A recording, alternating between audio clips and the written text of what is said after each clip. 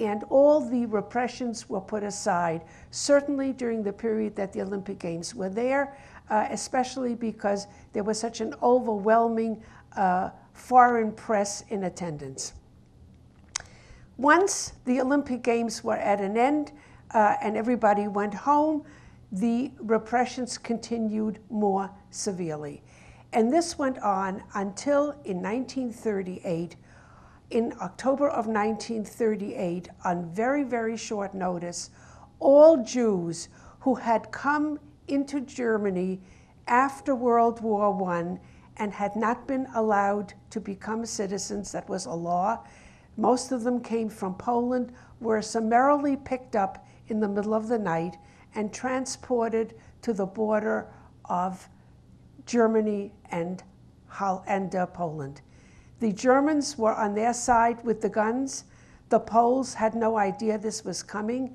They were left in open fields, a sort of a no man's land, no sanitary facilities, no housing, very, very terrible conditions, and quite a number of thousands of Jews were thus left on the Polish side of the German-Polish border.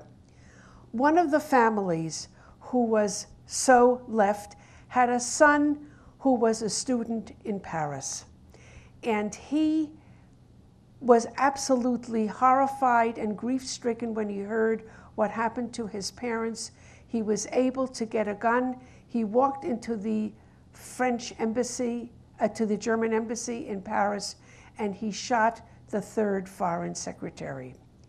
The minute this happened, Hitler, who had already a plan, had been waiting for just such an incident. This diplomat was kept alive for a period of time, and he died sometime during the first week of November. And then the Germans instituted what we now refer to as a pogrom, and on the night of November 9th to 10th, 1938, most of the synagogues in Germany were set on fire. Now, the synagogues in Germany were not built the way we built our synagogues here, possibly with wood. Most of them were built out of stone, and they looked more like the Catholic cathedrals that are common in the United States. So the fire did not burn from the outside, but the entire interiors were completely destroyed. The Torahs were taken out and set on fire out in a courtyard or out in the street, and these, for the most part, unless the synagogues were adjoining housing, the synagogues for the most part had been completely destroyed. And that was, for all intents and purposes, the beginning of the end of Jewish communal life in Germany. Summarily, and at the same time as this happened, all males between the ages of 16 and 60 were sent off to one of three concentration camps, as I mentioned before, Dachau, Sachsenhausen, and Buchenwald. My father was sent to Dachau. When my mother heard that he arrived there and he was allowed to send a postcard which pretty much stated, "I am in Dachau and I am well," he was allowed only a certain number of words to write on one side.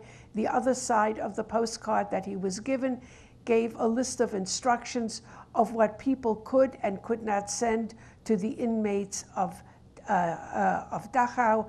And when my mother heard that he was there, and she had no idea what the conditions of Dachau were, and it was only after he arrived home a number of weeks later, badly beaten. The men who had arrived in Dachau had been lined up and had stood out in the cold. It's now November. It was cold and damp and probably also wet. They stood out for 18 hours, were not allowed to use the bathroom, were not allowed to sit down. Some of them, needless to say, collapsed.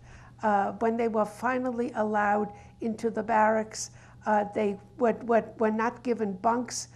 the way you would assume there would be bunks, either beds next to each other or bunks stacked one on top of the other.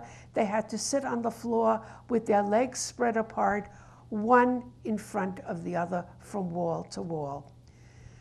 When my mother found out only that my father was in Dachau, she went to the American consulate in Stuttgart to give us quota numbers to come to the United States.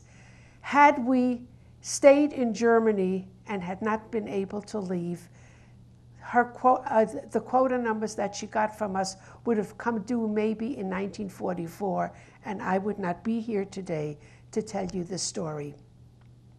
When she left the American consulate, she went to the Cunard steamship line, and she said, I have quota numbers for my family. I would now like to buy 4 tickets to go to the United States. And the Cunard line said, they first asked her, what is your quota number? And when she told them, they said to her, Madam, the quota number is 25,000 Germans in any one year, and that included everybody. This was not only for the Jews. You will not be able to come to the United States for a long time. We cannot sell you any tickets. But she pleaded with them, and she said, I will pay for them, just sell me the tickets. I've got to get my father out of, my husband out of Dachau. They sold her the tickets. She went with her quota number and with her tickets to the Gestapo, and she said, we are leaving for the United States. I want my husband released. My father came home after 4 weeks in Dachau, very, very badly beaten. All the men had their hair shaved off. My father always had a mustache. Needless to say, the mustache was gone. They shaved off the head on his hair. They shaved off the hair on his body. And he was a very,